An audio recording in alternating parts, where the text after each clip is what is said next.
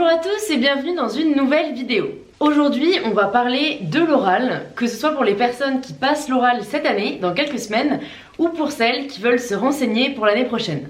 Dans un premier temps, je vais d'abord vous dire à quoi ressemble l'oral pour que vous puissiez savoir vraiment en quoi consiste l'épreuve, et ensuite on va vraiment voir quel point vous devrez plus travailler pour être prêt au maximum le jour de l'oral. Alors tout d'abord, à quoi ressemble l'oral ?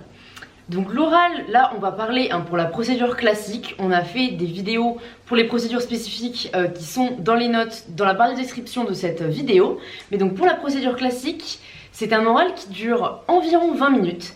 Il n'y a pas de minimum, il n'y a pas de maximum, donc tout ça c'est à titre indicatif. Et vous êtes face à 2 ou 3 personnes qui sont donc votre jury. Cet oral, c'est donc ce jury face à vous, le jury qui vous pose les questions et vous qui devez répondre. La première question que l'on pose généralement, c'est donc sur quoi portent les questions de cet oral. Et je suis désolée de vous dire qu'il n'y a pas une seule réponse. Les oraux peuvent être très différents d'une personne à l'autre. J'en ai parlé avec mes amis une fois qu'on était rentrés à Sciences Po en première année et on a vraiment eu des oraux tous très différents. Disons qu'ils ont tous en commun de tester votre capacité ou du moins votre capacité de réflexion, d'analyse, de motivation. C'est vraiment un oral de motivation pour entrer à Sciences Po.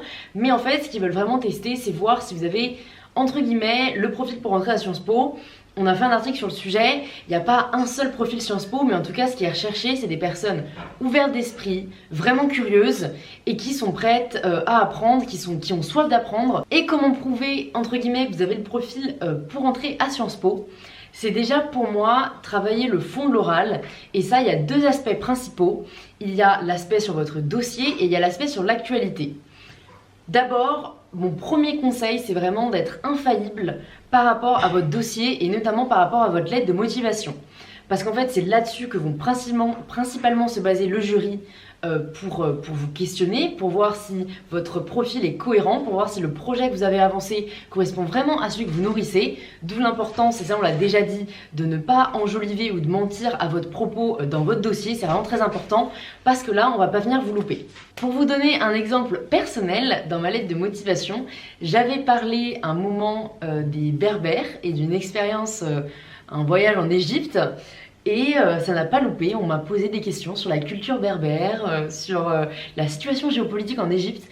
Donc en fait, tout ce que vous mettez dans votre lettre peut être susceptible d'être relevé et d'être approfondi, ou qu'on attend entre guillemets de vous que ce que vous avez avancé dans la lettre, vous le maîtrisez. Donc ça, c'est vraiment pour moi le principal aspect à travailler, c'est vraiment décortiquer votre lettre.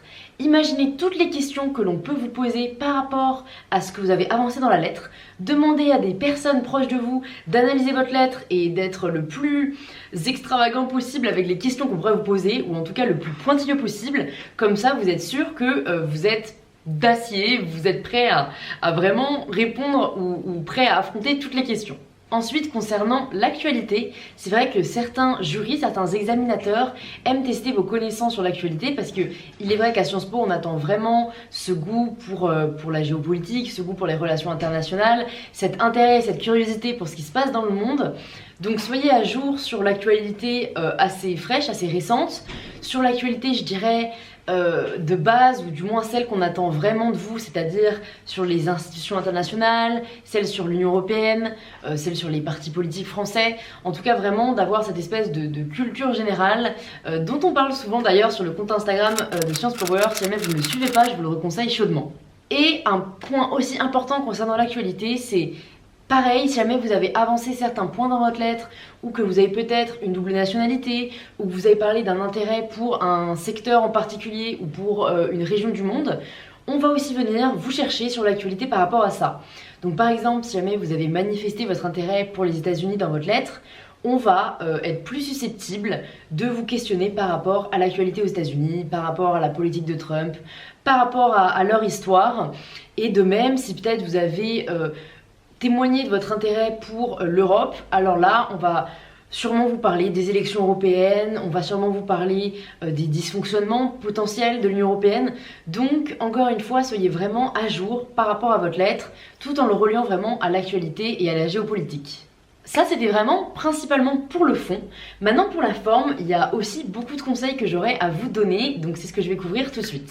Le point le plus important pour moi concernant la forme, c'est que en fait, on n'est pas forcément là pour tester vos connaissances.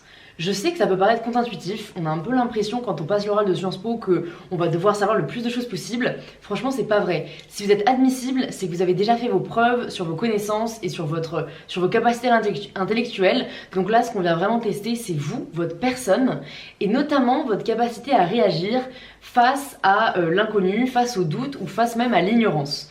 C'est-à-dire qu'on n'attend pas forcément de vous que vous ayez réponse à tout. Et il y a des jurys, c'est assez connu, qui vont être là pour vous coincer, pour essayer de vous déstabiliser, pour essayer de creuser vraiment, pour en fait vous amener un peu dans une impasse où vous ne savez pas répondre à une question. Et c'est là où il ne faut pas paniquer. Il ne faut pas se dire que c'est la fin, il ne faut pas, je sais pas, commencer à pleurer ou même dire, même le je ne sais pas ne va pas être super valorisé.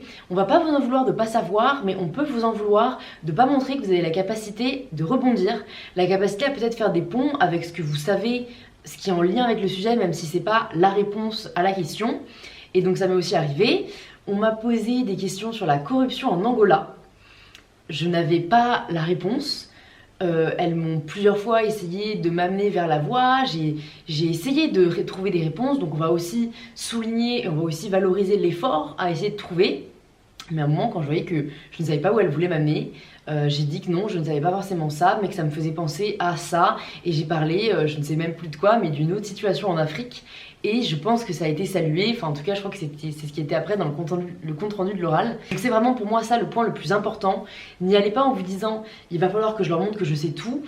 Allez-y vraiment avec l'état d'esprit, je vais faire de mon mieux et je vais leur montrer que même quand je sais pas, je peux faire des liens, je peux leur montrer ma capacité de synthèse et ne vous laissez pas déstabiliser.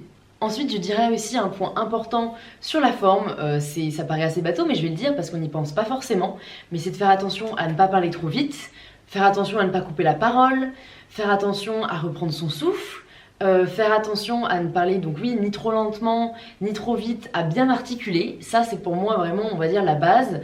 Et avoir une attitude générale détendue. Je sais que c'est difficile, je sais qu'en soi, vous stressez à mort. Mais en fait, avant d'entrer, soufflez un bon coup et dites-vous, je vais faire de mon mieux. Et après, je m'en voudrais pas. Moi, vraiment, c'est l'état d'esprit que j'ai adopté. En mode, n'y allez pas avec tout l'enjeu en tête. Ça va, en fait, le stress, ça ne sert à rien. Donc, jamais vous arrivez à réaliser que le stress, ça ne sert à rien, en tout cas, le mauvais stress va juste vous paralyser. Dites-vous, écoutez, le stress ne sert à rien. Je le mets de côté juste pour 20 minutes. Je stresserai à mort si je veux après, mais là, pendant ces 15-20 minutes, je donne le maximum et je fais comme si j'étais avec des amis ou de la famille et qu'on est en train de débattre et d'argumenter. Ce qui m'amène en soi au dernier point, qui sont vraiment d'essayer de vous entraîner le plus possible à cette technique, à cet art même de débattre, cet art de répondre aux questions, cet art de vous sentir à l'aise en toutes circonstances. Donc entraînez-vous avec des amis, entraînez-vous avec votre famille, entraînez-vous même face à la glace parfois, juste pour vérifier que vous avez un bon débit, que vous savez rebondir, que vous avez un peu cette volonté de débattre, d'avancer votre point de vue, tout en restant bien sûr assez objectif. Ça, c'est une question qu'on peut aussi me poser parfois. Est-ce qu'il faut donner son avis ? Je n'ai pas la réponse parce que je pense que ça dépend des jurys. Dans le doute, je pense qu'on n'est pas là pour dire si votre avis est bon ou pas. On est là pour tester vos capacités, encore une fois, d'analyse, de synthèse, d'ouverture d'esprit, d'argumentation. Donc si on vous le demande expressément, vous pouvez donner votre avis. Sinon, je préférais toujours le côté assez dissertatif, de souligner en fait les points qui peuvent aller dans un sens mais aussi dans l'autre. Comme ça on va voir que vous avez la capacité à peser le pour et le contre et que voilà, on vous demande plus d'être objectif. Et vous pouvez préciser que même si vous avez votre propre avis, vous préférez toujours en soi analyser, étudier vraiment certains aspects avant de vous faire votre propre avis. Et ça, vous pouvez être sûr que ce sera salué. Je crois que j'ai abordé vraiment les points essentiels dont je voulais vous parler dans cette vidéo. Le plus important vraiment, c'est d'être cohérent, de maîtriser son dossier, de savoir argumenter et de savoir rebondir. C'est vraiment ça qu'on va venir tester, et surtout d'être vous-même. Ça paraît bête, mais croyez-moi, pour avoir fait passer déjà pas mal d'euros blancs, on le voit très vite si la personne joue un rôle ou pas, et on va vraiment toujours plus s'accrocher avec les personnes où on voit qu'elles sont sincères, on voit qu'elles sont elles-mêmes. Si jamais vous souhaitez vous entraîner vraiment de manière assez efficace pour l'oral, on a ouvert des sessions d'entraînement avec des étudiants de Sciences Po, donc sur Sciences Power. Ce sont des coachings personnalisés et accompagnés. Vous trouverez toutes les formules directement sur le site ou en nous envoyant un mail à sciencepowerpower@gmail.com.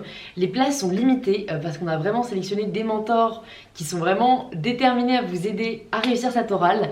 Donc envoyez-nous un email assez rapidement ou prenez directement votre formule sur le site et on se dit à très vite pour la prochaine vidéo. Bisous à tous et croyez en vous!